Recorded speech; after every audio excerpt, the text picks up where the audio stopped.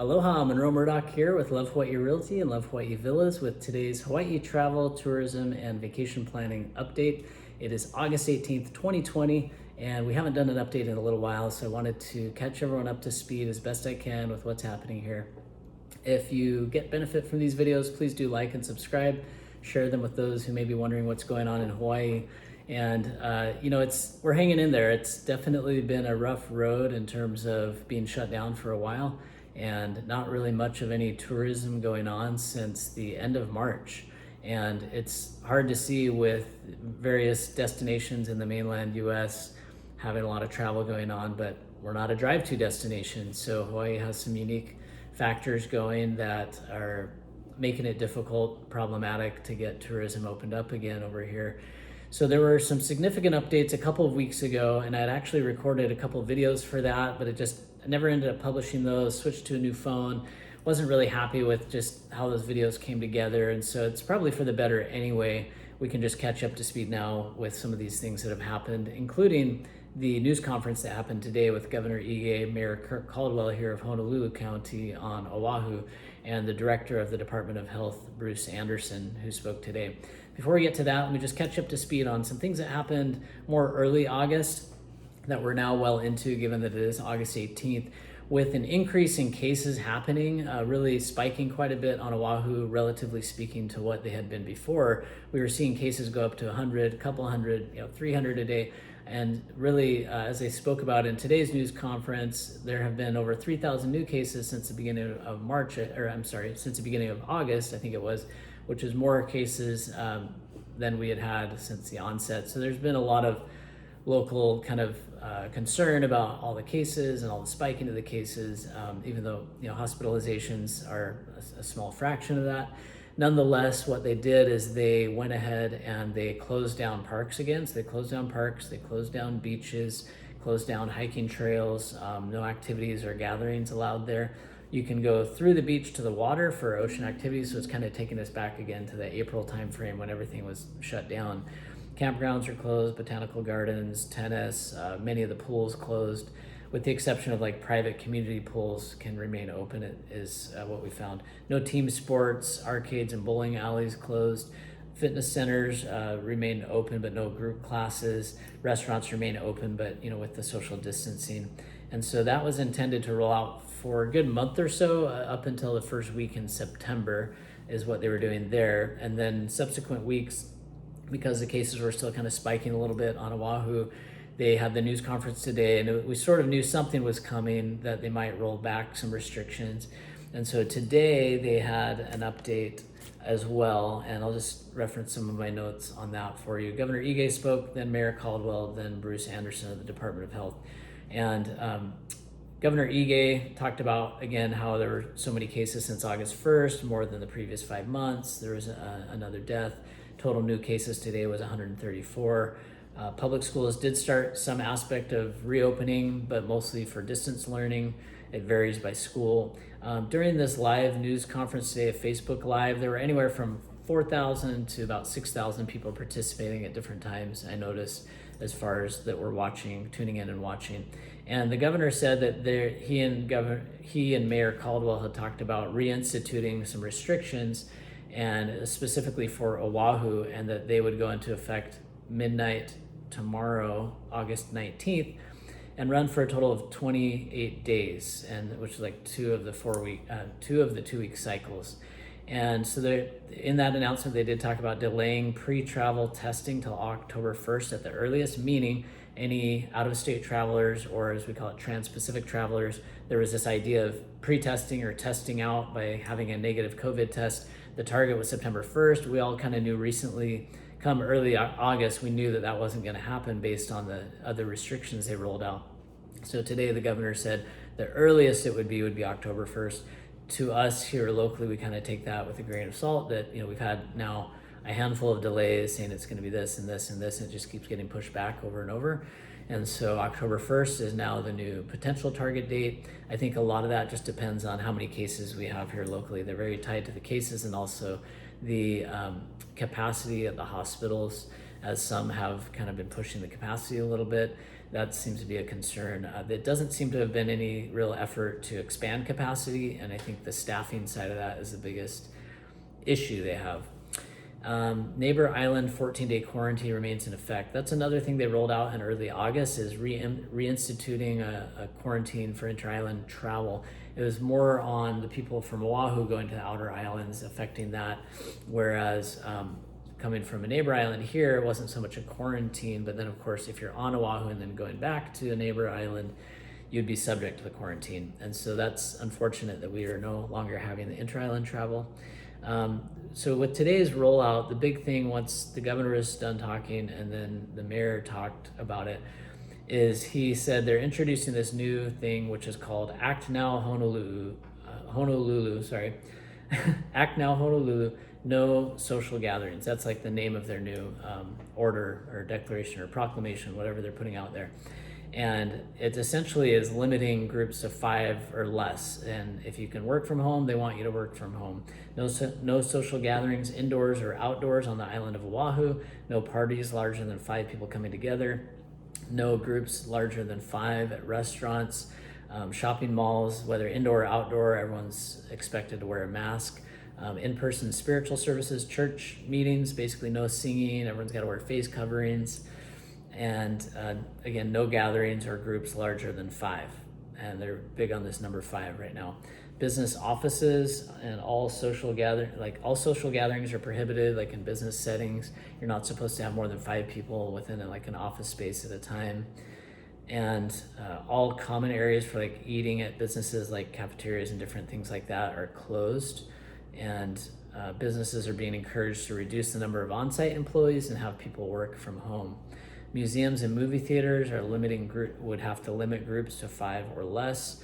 Beaches, parks, trails, and bars remain closed. So what I failed to mention earlier is bars got shut down a while ago, even before the early August updates, because there were a couple of issues with some COVID cases at maybe a couple bars. They just shut down all the bars. And keep in mind, side note is that we're already looking at probably 15 to 20% at least of businesses in Hawaii are going out of business for good. There's some articles on this, and I wouldn't be surprised if those percentages go higher, literally shutting their doors forever, never to open again, severely detrimental. And these additional actions by the government are likely to have a continued effect on small business. You can just only go on so long paying those fixed overhead costs of rent and other software costs and other factors that after a certain point in time, businesses are just calling it quits and closing up for good. And it's pretty sad to see that happening.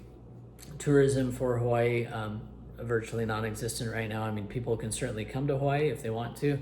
They can't stop you from coming here, but once you come, you are subject to a 14-day quarantine, and they are pretty strict about that and enforcing that, and don't want people coming and then going out and about, and it creates some issues. One of the areas where we manage a bunch of short-term rentals, the beach villas at Ko'olina, has had an interesting dynamic as of recent days as well, where the board of directors has voted to state that as long as the mayor's non-essential status is in place for vacation rentals, they don't want to allow any rentals less than 30 days.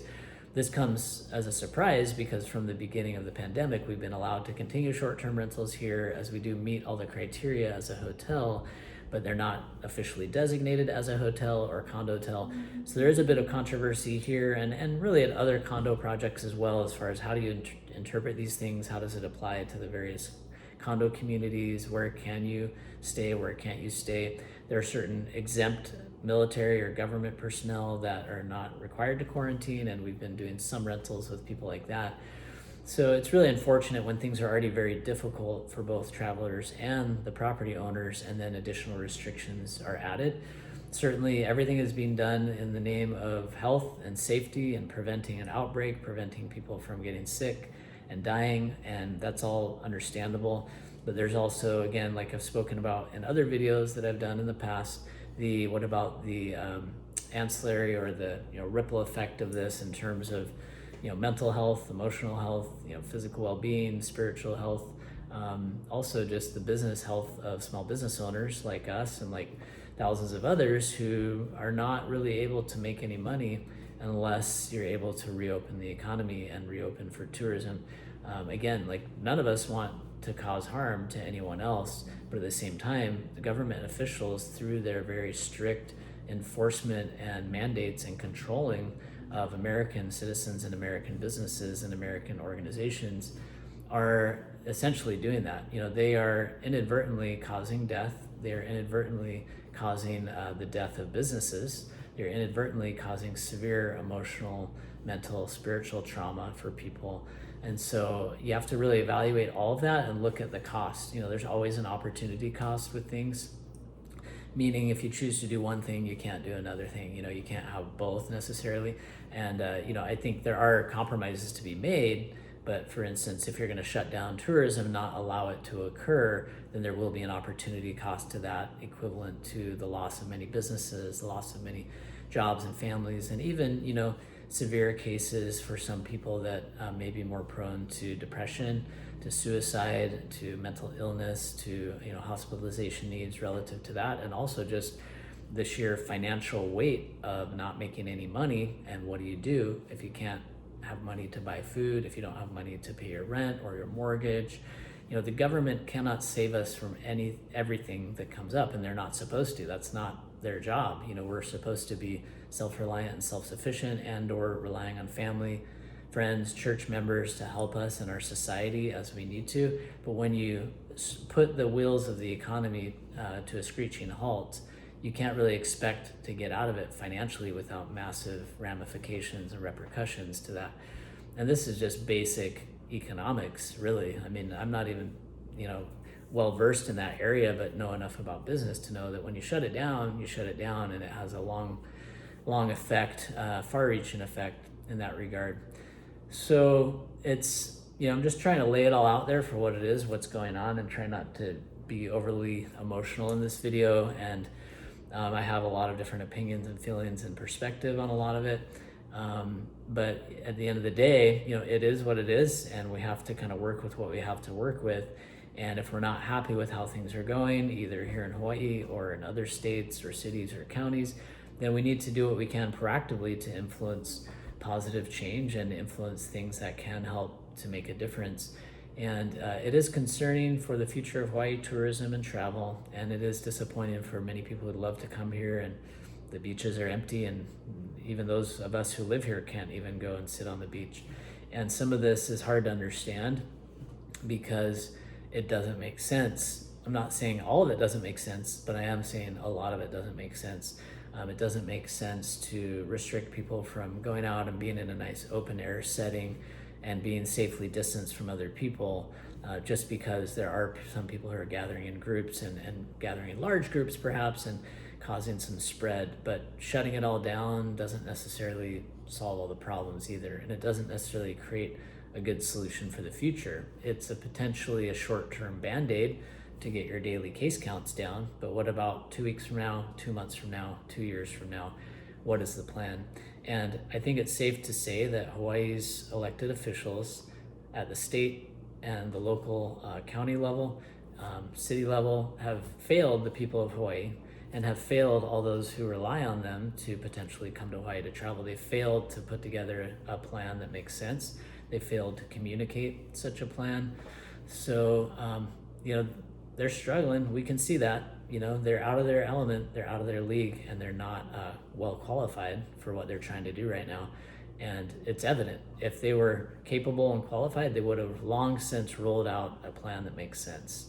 But they're just taking it a week at a time, a month at a time, kind of winging it, and they don't know what they're doing. So that's my opinion and my perspective, and many may agree wholeheartedly with their approach and what they're doing. But from my perspective, you could take virtually any leader in business from the community, and they could arguably run the state and local governments more effectively and efficiently and successfully than our current elected officials do. And I know that's a pretty harsh criticism, but it's the truth. Those who are in these elected positions, many of them have never really had any real life experience in running a business, running companies, running things where you have to balance a budget, and these kind of things where we need real leadership at this time, not just in Hawaii but across the entire country.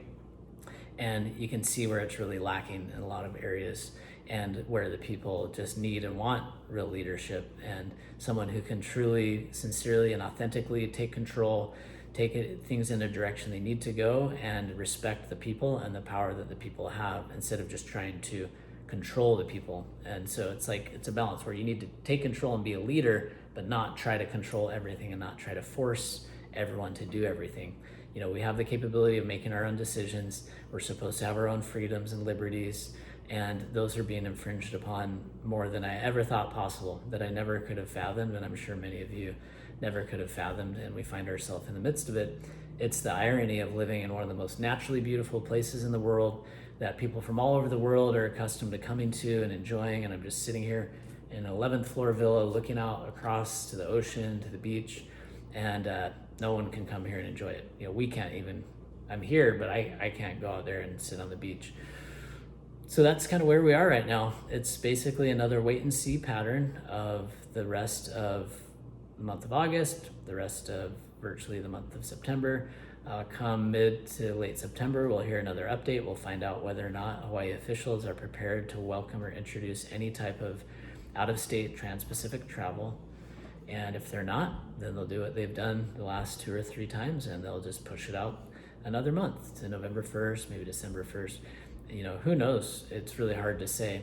And it's discouraging because the whole point of these was to the whole point of these videos and this series and getting into this in the first place was to keep people informed and hopefully help people have a game plan for when they can travel, when they can come, when they should book their travel.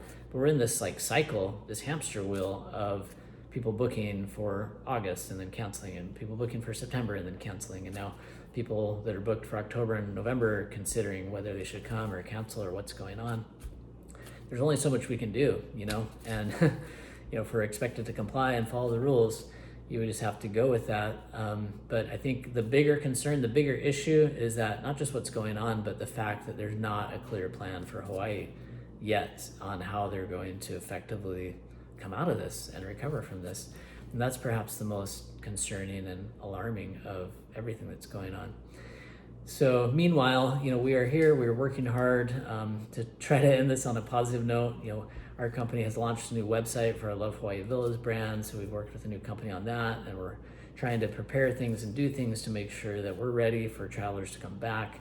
We've invested in electrostatic sprayers. We have these cute little hand sanitizer bottles that are all branded, and we ordered these things weeks and weeks ago, finally got them, and I never would have fathomed when we were ordering all these things at the height of the pandemic that by the time we actually got these products, we still wouldn't be back in business. It's pretty shocking.